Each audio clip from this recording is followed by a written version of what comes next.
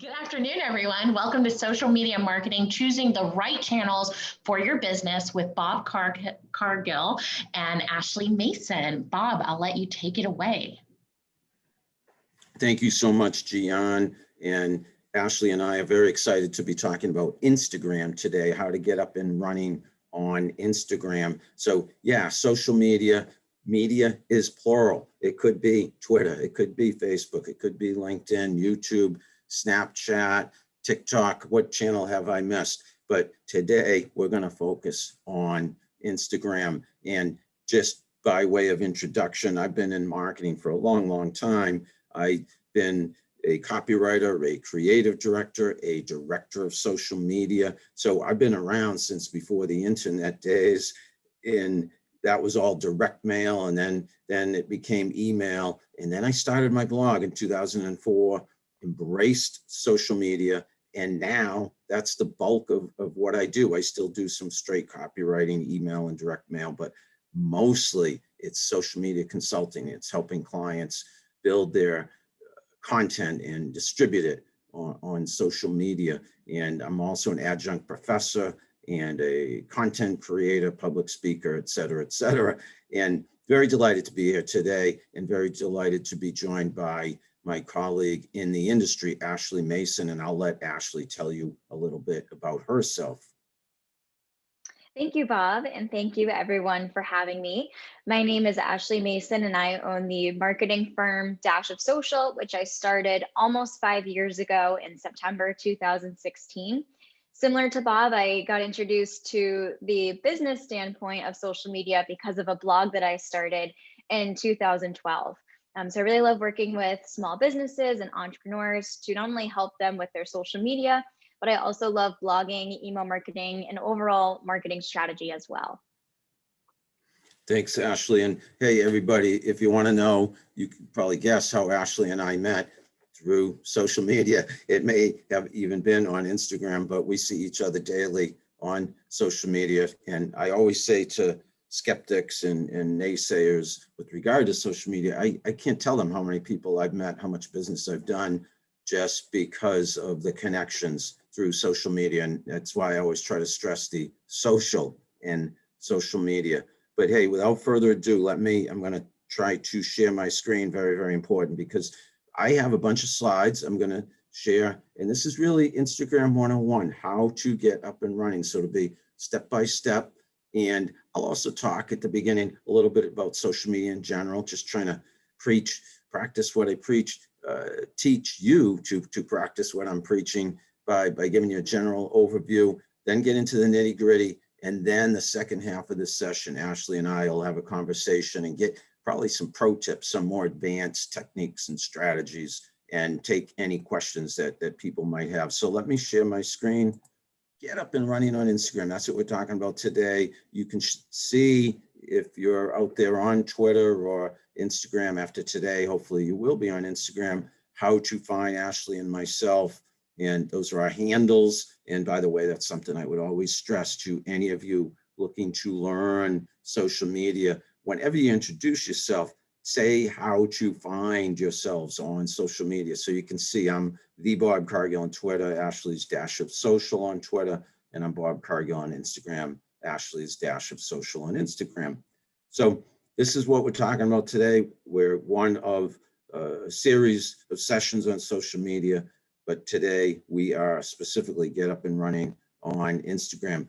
Yeah, so we're talking to small businesses today. We're talking to you, and let's say you're a small business in Boston. You're busy during the day doing what you do, selling your products and services. Could be a restaurant, could be a boutique on Newberry Street, could be a coffee shop, and you're busy. I get that, and a lot of people say they don't have time for social media. Ideally, you're still able to, and maybe it's an employee of yours, maybe it's you, maybe it's at night, you schedule some social media so you're always present. I like to say conspicuous in your presence online as well as off. People are coming into your store, but when they jump on to, and again, we're talking Instagram today specifically, but let's think of the whole social sphere, if you will. They are seeing you, they are hearing from you. so that when it comes time to do business, they think of you, you're top of mind. Let's look at the world's most used social platforms and where Instagram fits in. We're at over 1 billion users on Instagram, very popular channel. I read a stat the other day that businesses are investing in Instagram, planning to invest. I believe it was more than ever, or maybe it was increased their spending on Instagram, but it was showing that Instagram is right up there with one of the most popular channels. And that means one of the most popular channels to promote your business on. 21 facts for Instagram. I'm giving you this link. You can take a screenshot of it. It's on social media today if you want to see the whole infographic, but just a few quick highlights about Instagram. 95 million posts are shared on Instagram every day. 500 million people share Instagram stories daily, and we will talk about what an Instagram story is within the next hour. Instagram users spend an average of 53 minutes per day on the platform. You might say, wow, that seems like a lot, but people like me, it might be two hours. So you might spend half an hour. I spend 2 hours. That's how they arrive at the 53-minute thing. Sure, it's a younger age demographic, 18 to 34, but people like me may be outliers, or maybe more and more the people that are using the active age group. I think it's age agnostic. That's what I like to say about all social media channels. Look at the very last stat there. 76%, more than 3/4 of worldwide businesses are using Instagram for marketing purposes. If you haven't heard of Mark Schaefer, I strongly encourage you to look him up. He has a blog called Grow, or Business Grow, businessgrow.com. It's right there. You can see the link. And this was a tweet, and it linked back to an article he wrote. And Mark Schaefer's written tons of books. He speaks all over the world. I speak mostly in the Boston area. He speaks all over the world. We speak about the same topics. I've seen him speak. He's amazing. And he says, take Instagram seriously. And I take anything Mark says seriously. And you should too. That's my encouragement. Because he says, sure, you might not necessarily be selling your products and services on Instagram, although Ashley's going to tell you a little bit later how you can actually do that. It's how you get known. So to my initial point, conspicuous in your presence, people know you. Then when it comes time to doing business, they'll do business with you. And in this article, Mark talks about that.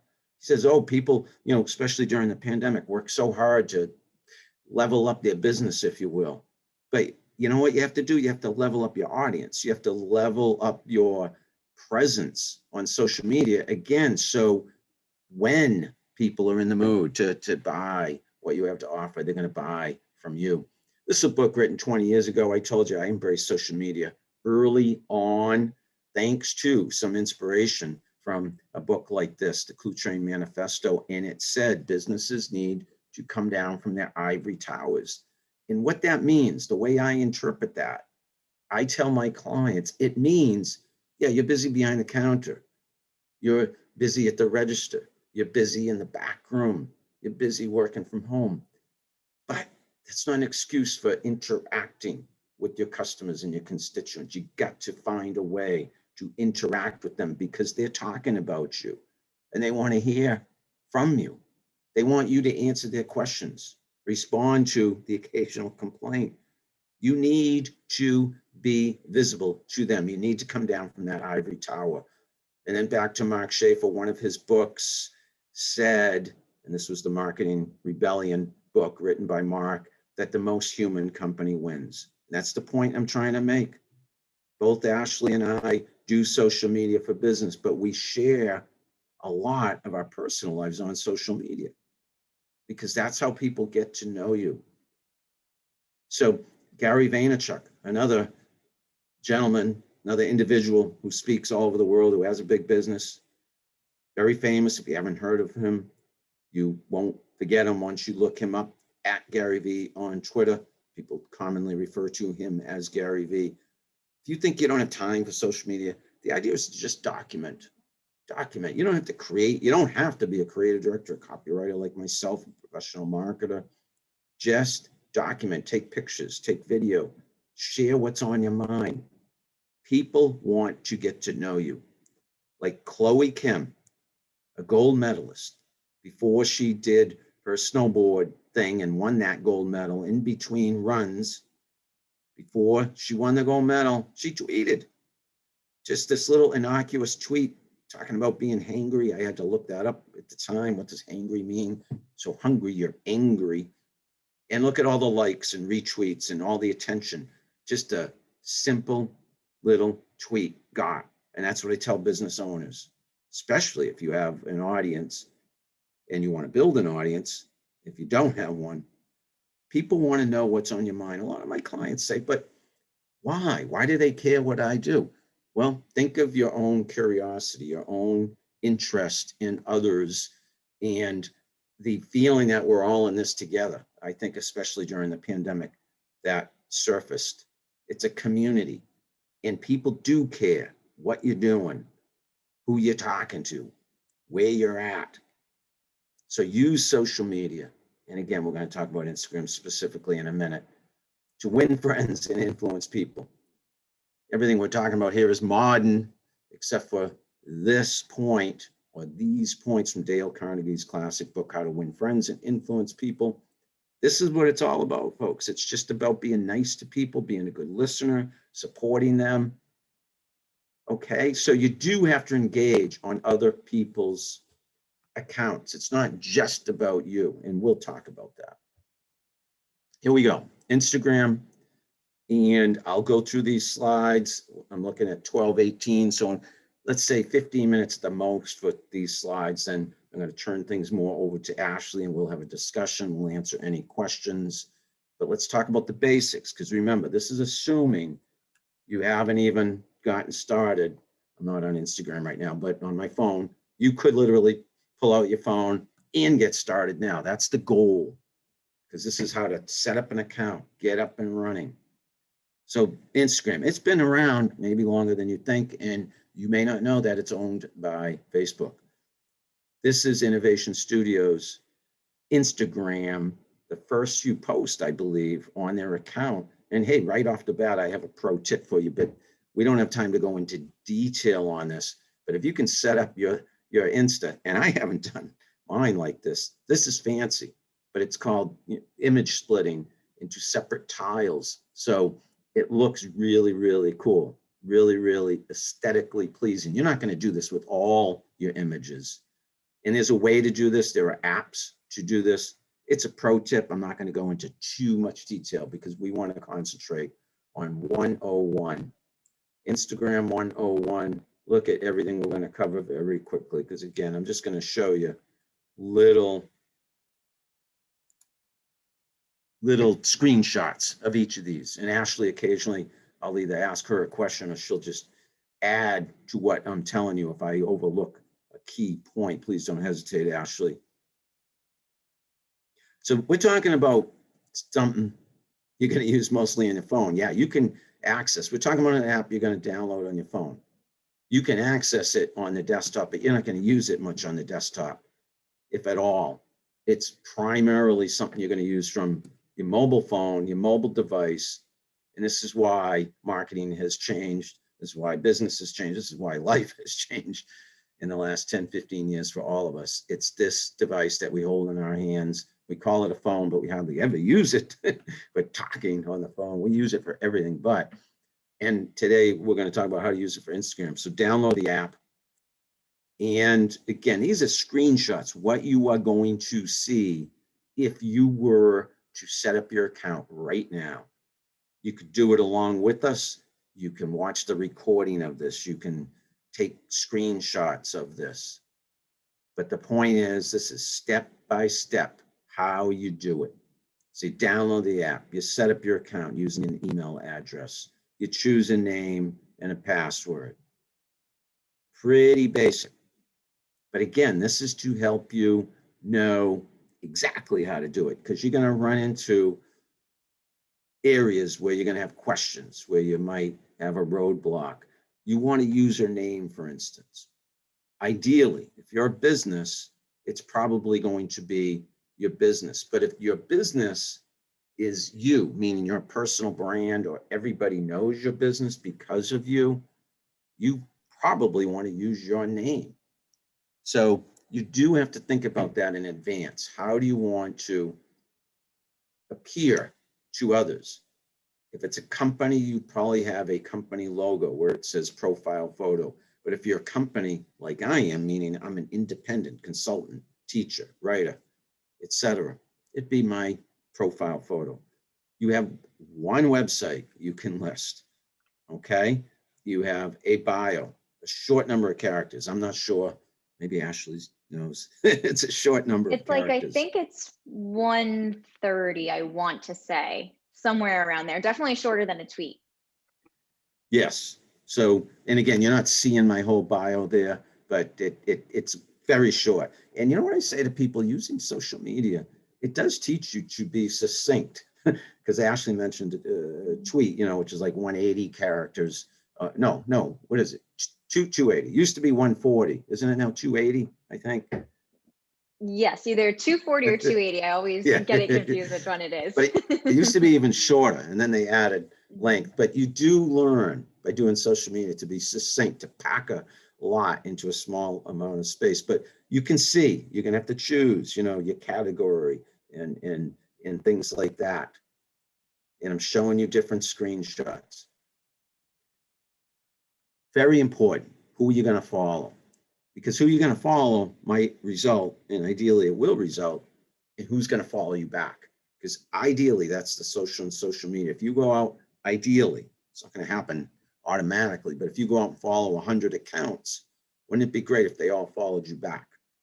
It doesn't necessarily work that way. It might be, 1 to every 2 that you follow, 1 follows you. You will learn your patterns. You will learn over time who's most likely to follow back. But ideally, you're following people but you're also following people who you hope to follow you back, who you hope to do business with you, okay? So you find accounts to follow. You could give Instagram access to your contacts. I don't believe I've done that, but you can. And correct me if I'm wrong, Ashley, but that would allow Instagram to help. In other words, people find, I'm thinking it might be my Facebook friends. Maybe I could even upload or give it access to my Google email addresses. Yeah, so you can do your Facebook friends, and then also it will show anyone who's in your contacts who has their phone number connected to their Instagram account. It'll show up there as well. So these are important steps, because I always say you don't want what you put out there, you don't want to be like that tree falling in the woods and no one is there to hear it. You want people to see the content you put out there. So you want a large following, but you also want quality. It's not necessarily all about quantity. It's a happy medium. And don't think, that you're going to have 1 million followers unless you're a big celebrity or a huge brand. I mean, having a few hundred quality followers can be good enough, okay? It's a start. And frankly, a start is you're going to have 5 or 10 followers at first, maybe 15, 20. You will gradually increase. Just concentrate on sharing good content and participating in the conversation on other people's accounts. So I think I've made that point, that you want to do everything you can to allow Instagram to help you and you to help yourself by picking and choosing who to follow and hoping they're going to follow you back. And then notifications. What's funny, literally at the beginning of this session, I don't know if we were recording at the time, I looked at my watch because I have a Garmin watch that does give me notifications of my emails. And I got a notification that an account was starting a live Instagram video. That's an example of a notification. I like to get notifications to my phone, now my watch, and wherever else Instagram allows me to get notifications. So I'm aware, I'm on high alert, if you will. And that's because it's my job. You might want to You might not want to be on such high alert, but it's my job to pay attention. If people follow me, if people share something. Do you automatically share your content to other apps? You can. You see that I don't. Well, I'm sorry, I do to Facebook, my business page on Facebook, but I don't to Twitter. I don't use Tumblr. And frankly, I don't know about those other two channels where you could share content. Occasionally, I will cross post, they call it, to Twitter, because then I might be picking up potential new audience members who don't follow me on Instagram. For some reason, I feel I like to concurrently share my content. That's a personal decision you'll have to make to my Facebook business page. Hey, here's another pro tip, but let me get to that in just a minute. This is now, we're getting into how do you share content, where you go to your profile, you click that little plus sign and you choose, am I going to put something in the feed, or am I going to do, again, this is going to get a little advanced if you've never used Instagram. Am I going to produce a story highlight, IGTV? I have separate slides on each of these. And then I have that pro tip, create a guide. And that's getting a little sophisticated, frankly. But that's a series of posts that will be hosted or archived, if you will, on your Instagram dashboard, Instagram profile for people to look at. Feed posts are the most common. That's what you share in the feed. Other people see it pop up. A story that pops up at the top of the grid, top of your profile, top of people's feed, and it disappears after 24 hours. Let me get into those later on. I don't know if Ashley wants to say anything about this slide that I did not say. Yeah, I mean, I think going along with that too, I would say a lot of people wonder, how do I know what I should put in the feed, or how do I know what I should post to stories? And I always say that stories are really great for those in the moment, spontaneous, kind of authentic and genuine things that you're doing. So kind of showing behind the scenes of your business, what you like to do outside of your business, things of that nature. While feed posts are more so ones that you want to stay permanent. So ones that relate to your services or products that you're selling, or the story behind your business, or anything along those lines. Perfect, Ashley. Yeah, the feed, again, that's going to be archived. That's what people are going to see when they go to your profile, those in the moment. And by the way, Ashley at Dasha Social on Instagram does stories every day. She's a perfect example. And again, it may be how we get to know each other, Ashley, because I do stories as well. We see what each other's doing during the course of the day. And again, you might say, why do that? Well, again, you get to know people. That's the social and social media. And that's what some businesses and brands still don't get. They'll try to use social media like they use email marketing or direct mail or advertising. Sure, you can use it occasionally for advertising and pushing and promoting, but you're going to get probably the biggest bang for your buck where you're just sharing who you are. Hey, here's an example of a feed post of mine. Of course, it's a screenshot of a Zoom meeting because that's all we've been doing for the last year. I used to, and we'll go back to using my selfie stick and taking big group photos once we all get back out in person. But in the meantime, I've settled with screenshots, and captions is what I'm talking about here. And that you want to, write a good caption, tag people, that's their Instagram handle, and include hashtags. And I added a pro tip to this slide recently because I tend to capitalize, use uppercase and lowercase. And I've recently read so that was my personal choice because I felt it looked better, it was easier to read. I've seen that now documented that it is in fact true, that it jumps out your hashtags a little better and is easier to read for everybody. I'm not saying you have to do upper and lower because it doesn't matter, frankly, in terms of the hashtag being found. And the hashtag is that little pound, the number sign in front of a key word. But I tend to, like you see here, and this happened to be a Instagram feed post I put up the other day about this very session. I tend to use upper and lowercase. I don't know if you have an opinion on that, Ashley, or not. Sometimes I do it, sometimes I don't. I think I tend to do it if I'm hashtagging like an organization or a business, then I will. But one thing I wanted to mention too about hashtags, Bob, because you had mentioned that you can use up to 30, which is true. And oftentimes people will ask me, how do they know which hashtags to use or how to find the right hashtags? And so I always say that I personally think it's best to do two types of hashtags within your posts. So maybe half of the hashtags that you use are more general to your business overall, but then the other half of those hashtags can relate to actually the post itself. So being able to relate to the topic specifically, and then that way you're kind of attracting people who might be interested in your business in general, and then another half the people who might want to know more about the topic that you're discussing. Ashley, great point. And I call those branded hashtags the ones that are more unique to you and your business. And then the generic ones are like the topic, like marketing or advertising. As you were talking, I was looking at another point that I don't have a slide on, I don't believe, but I'm going to point out to you. And you see where in parentheses it says see link in bio. So here's something unique to Instagram, might frustrate a lot of us, but all the social media channels have these little idiosyncrasies, if you will, little quirks. Instagram does not allow you to put a hyperlink in your text.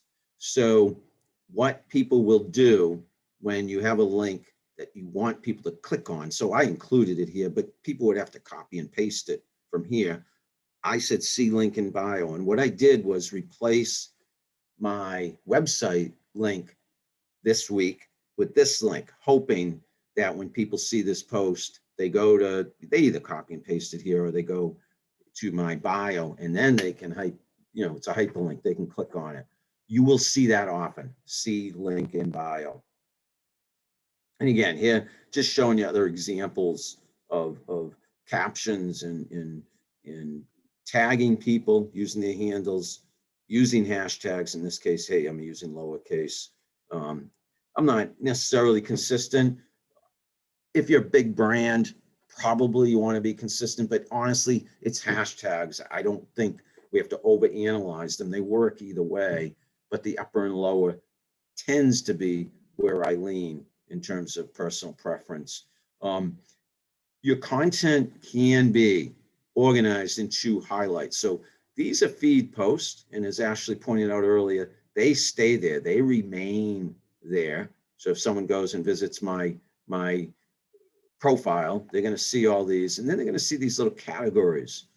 You can place some of your content in those categories, and so people could click on. So this is all, a lot of posts that I put out there about my blog, is about my podcast, is about my videos, is about my motivational videos. You can have any kind of categories you want. And I think it's a great way of using Instagram, almost like a blog in and of itself. And now you're getting a good look at about how much room you have for a bio, not too much. Anything I'm missing here, Ashley? I would say one thing that you can do in the posts is actually apply for Instagram shopping if you're a product-based business. So that way you'll be able to ultimately have a catalog, which you have to do through Facebook, but you'll be able to add your products to those catalogs. And then when you're posting a story about your products or even publishing a post in the feed about your products, you can link there, link back to that product, which makes it really easy for your followers to click through and purchase it, which can definitely help to increase your sales overall. Boom. Love that, Ashley. And so I talked about professional and personal. That's me right here in my home office doing a video, but then you see me taking a picture of a restaurant in Boston, and so it looks like some wild turkeys. So there's a good mix. And now I'm going to get into another type of content in this Instagram TV, commonly referred to as IGTV. That's for videos over 60 seconds long and up to 1 hour. Not everyone uses IGTV. I do an awful lot because I do a lot of videos, and a lot of them are longer. So I think video is a great way to go because it's the next best thing to people seeing you in person. I feel they can see you, they can hear you. It's animated. and that's Instagram TV, and you're seeing an example of how my IGTV videos are archived. And I wish there was a couple zeros on the end of these numbers, but that's the number of views each of them have gotten. And I've gotten some videos with more views than that. But hey, that's why I put out content on a regular basis, because those numbers do add up over time. Fairly new, but then I believe the last year or so, and Ashley will talk a little bit more about this in a second, is Instagram Reels. And Reels is Instagram's TikTok, if you will, version. I love Reels, and they're up to 15-second clips. And they do get, as you can see here, here's one with over 2,000 views. They get a lot of views. They get the algorithm, if you will, that algorithm that's behind every social media channel, in this case, Instagram's, pushes it out to different people. What's your experience, if any, if you will, Ashley, with Reels? Yes, definitely. So I have found, as you mentioned, Bob, that when posting Instagram Reels, they just tend to explode in that exposure and engagement. And I truly think it's because Instagram wants to obviously compete with TikTok, as you had mentioned, and they want to encourage people to use the feature within their own platform like Reels rather than make a TikTok and upload it to Instagram that way.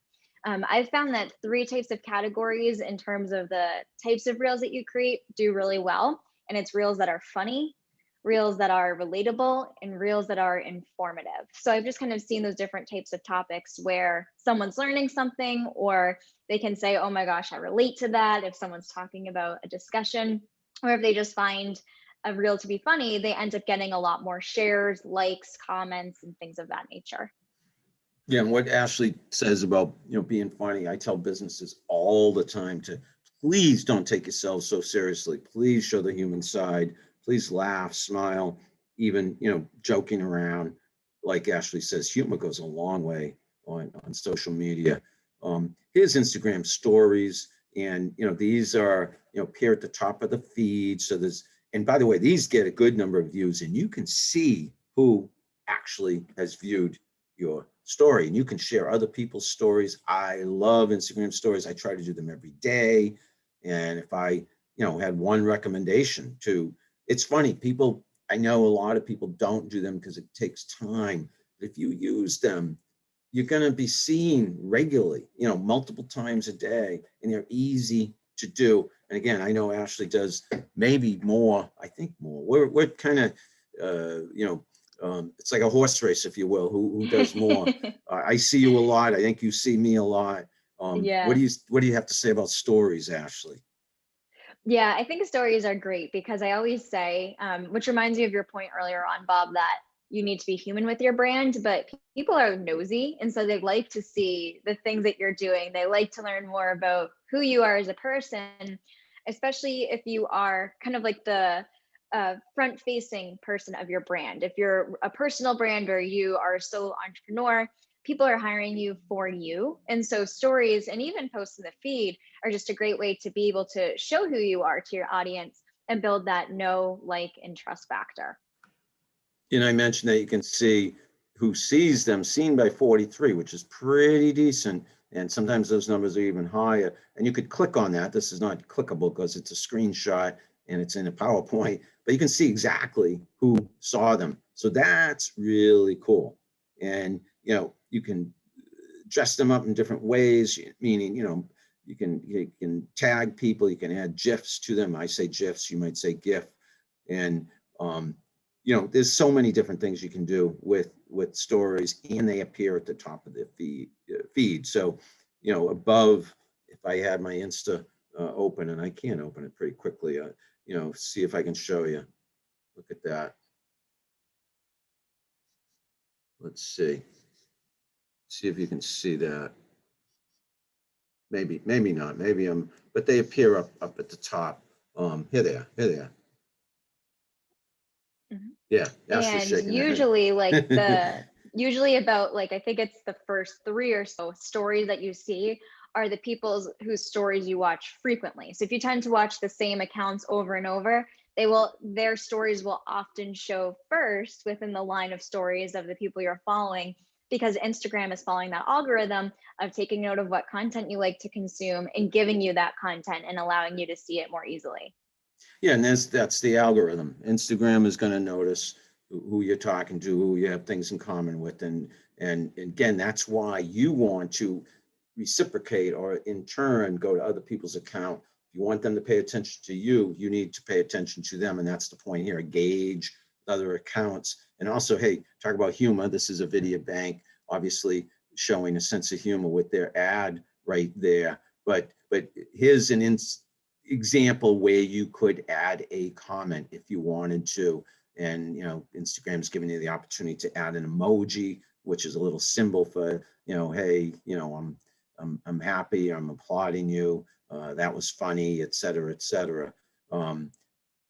Engage with other accounts is so important. Sharing other people's content to your own story. So I have a Video Banks post up. I liked it so much, I could share it with my son, Scott, my stepdaughter, Sophie, my wife, Barbara, my other son, Ben, and other friends if I wanted. And that's something really cool. Do you have anything to say about that, Ashley? I guess we're more tag teaming these slides and maybe less time at the end with you exclusively, and more both of us as we go through these slides. Yeah.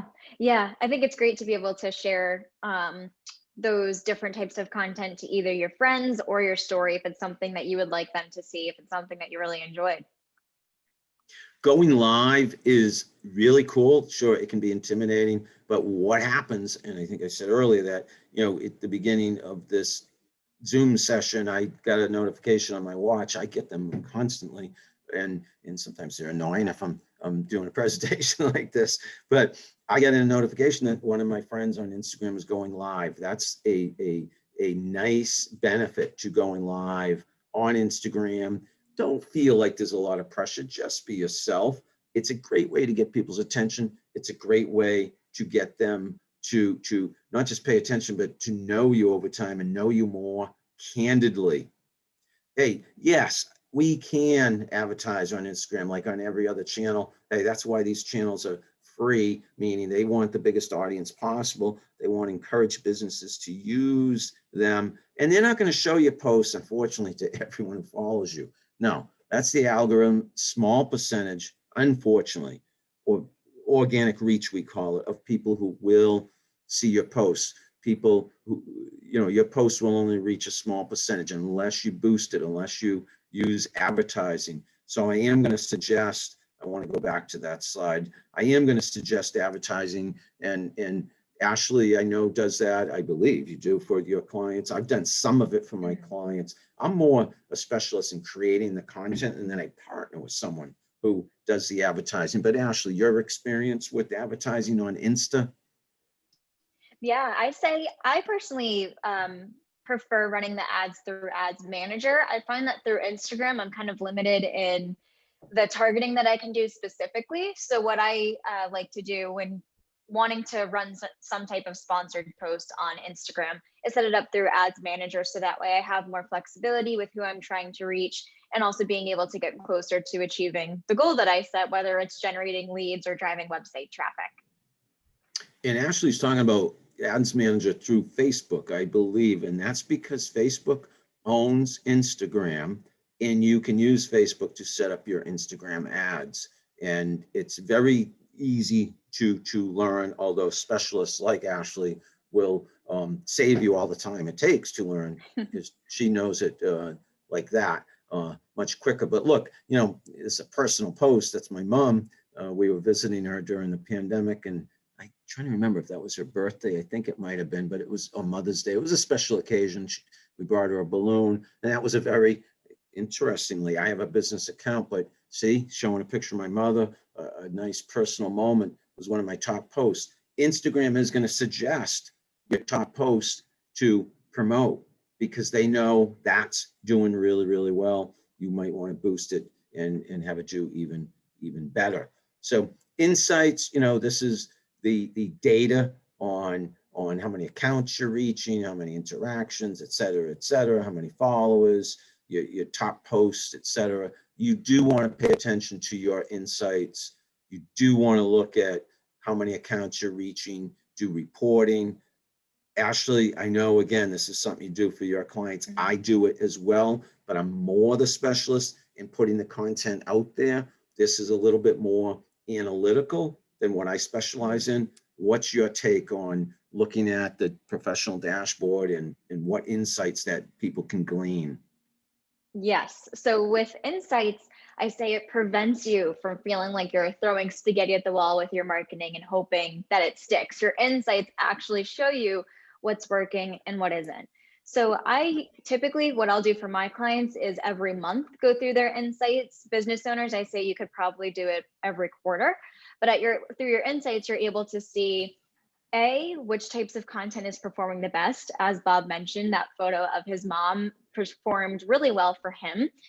The reason why you want to take a look at how your posts are performing is because it'll allow you to plan for future content. So if you consistently see that the same types of topics or themes or anything like that are performing well over and over, then you're going to want to create more content like that. You're also able to see the demographics of your audience, such as gender, location, ages, which also really helps with the content that you're writing so that you ensure that you're resonating with the right group of people. You're also able to see when your audience is most active online. So you're able to get a feel for the best posting days and the best posting times. That way you're hopefully reaching as much of your audience as possible by scheduling your content around those highly engaging days. And then also, of course, just the general things like being able to see how many followers you gain over a certain period of time. It could be 7 days that you look at, or it could be a month, but it's helpful to know how your content is working out in that aspect. Yeah, so, reviewing, thank you, Ashley, for all that. Reviewing your dashboard, reviewing your analytics, your activity. It's very important. You don't want to miss something, an important conversation, especially with a business. You could have a lot of activity, and that's why sometimes businesses have people in-house who specialize in this, or they outsource it to people like Ashley or myself, or there's plenty of other agencies and consultants out there. But to manage all of this community management, getting back to people, responding to people, answering their questions, et cetera, et cetera, et cetera. Hey, those are the 101 get up and running slides, but now Ashley's going to jump in with a couple additional slides with maybe, a series of pro tips, and then we can wind things down. It's 12:49. I think we're right on schedule. We can answer any questions. Ashley and I can go back and forth, but Ashley, I'm going to go to a couple different slides that you were going to focus on, and so I'll let you talk about how often to post, when to post, et cetera, et cetera. Yes, absolutely. So this is a really big struggle that I see with a lot of small businesses or entrepreneurs, is they think that they need to dive into posting every single day, multiple times per day, which I say if you're only by yourself, if you don't have any team members who can help out, that can get really overwhelming if you have to handle all the other stuff that goes into being a business owner. So I always say with social media, especially Instagram and even marketing in general, that it's better to be consistent rather than frequent.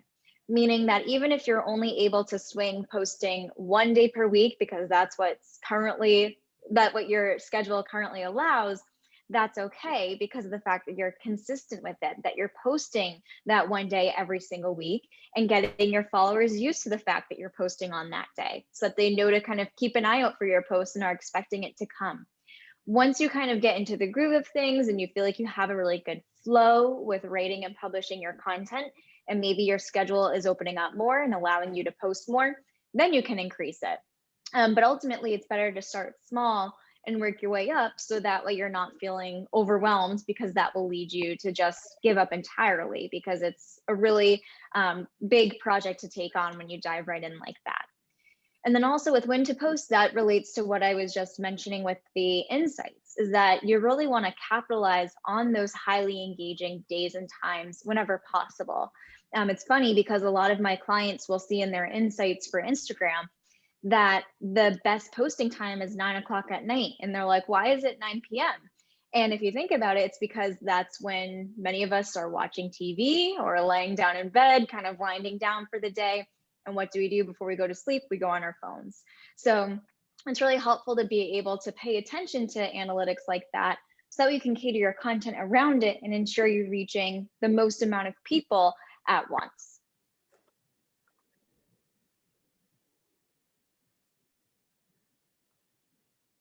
And then also people tend to get writer's block because they kind of struggle with thinking of what to post about.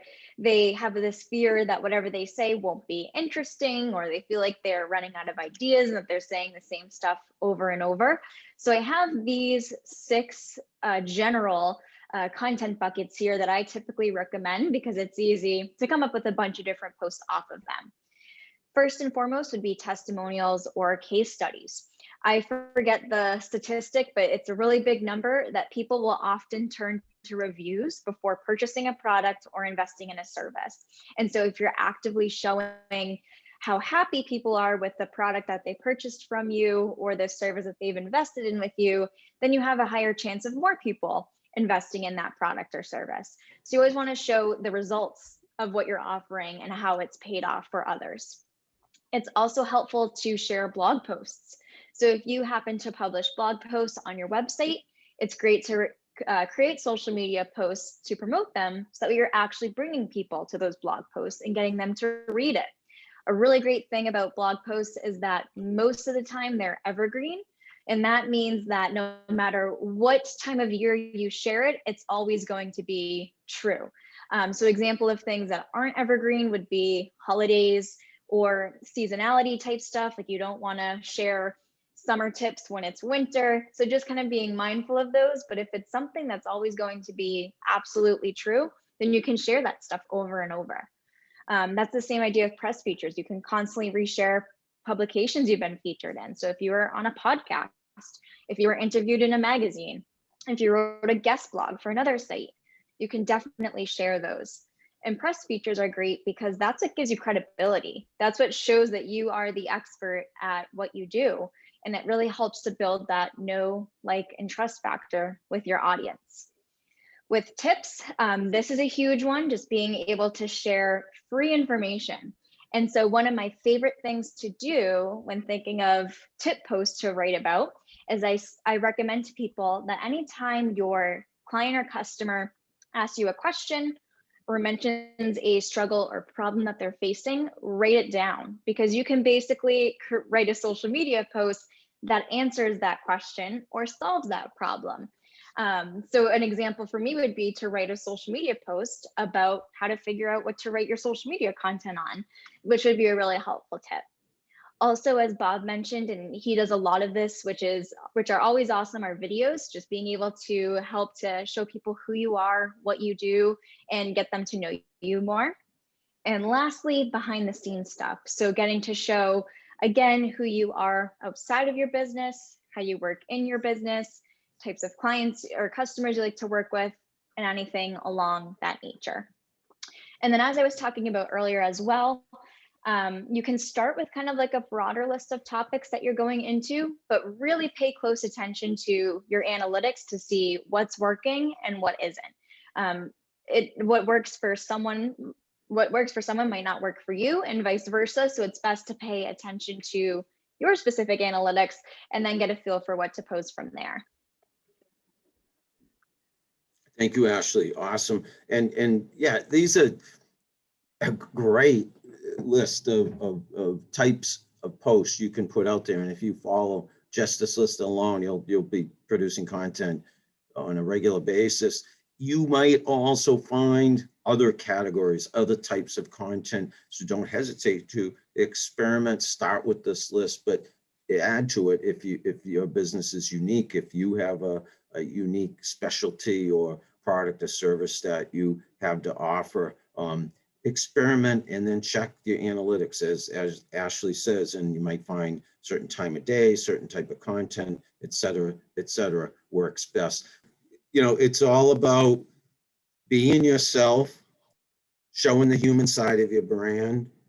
Dale Carnegie, put a smile on your face, interact with others, their name. people's names are very important to them on social media, what they are interested in, your customers, your constituents. That's how you build an engaged audience. Just be yourself. Thank you. Do you have any much, questions for Bob and Ashley? Yes.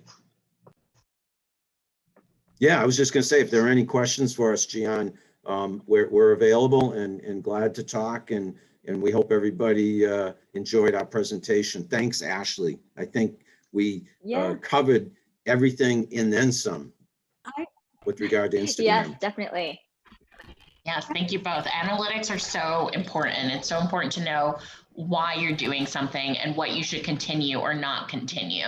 Susan, I see you right there. Do you have any questions? Oh, actually, Yvette has a question, and then Susan, feel free to ask if you have anything. Yvette, feel free to just unmute.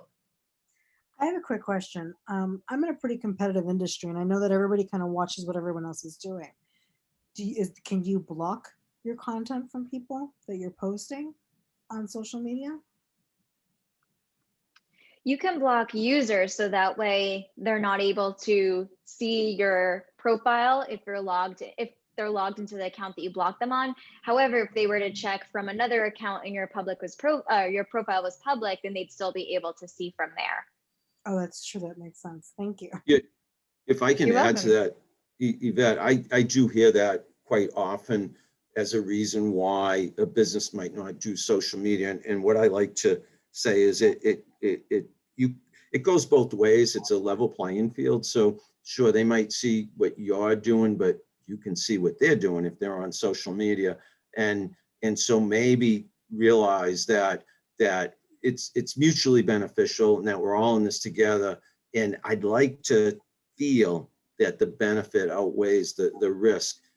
I don't know your business. Of course you don't want to share proprietary information or give away your secrets, but my feeling is I'd encourage you not to let that stop you from doing social. And if you do block somebody, by the way, they often notice and might not like it. It depends on who you're blocking. Gotcha. That makes sense. We have time for one more quick question. Just feel free to unmute and jump in.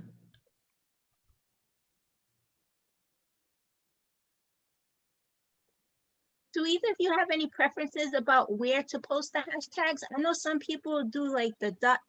and like post it in the comments. Like, I don't know if that's just for aesthetics. Do you have any feedback on that?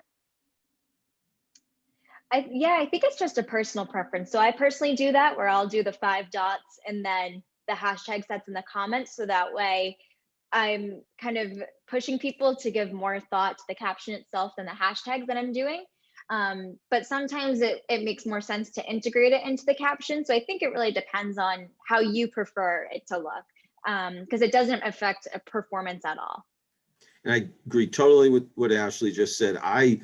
It used to be thought that it increases the performance by putting them in the comments, but everything I have learned and read and know from my personal experiences, it does not make a difference. So it's really aesthetics, whether you put your hashtags in the comments or not. Thank you. Great. Thank you, Susan, for your question. Thank you so much, Bob and Ashley. And everyone, don't forget, you can follow them. They shared their handles for Instagram and Twitter. So feel free to follow them, reach out if you have any questions. I hate to stand between people and food. So we will end on time. And I hope everyone has a lovely lunch. Thanks for joining us. Thank you, everybody. Thank you. Take care. Bye-bye. Thank you.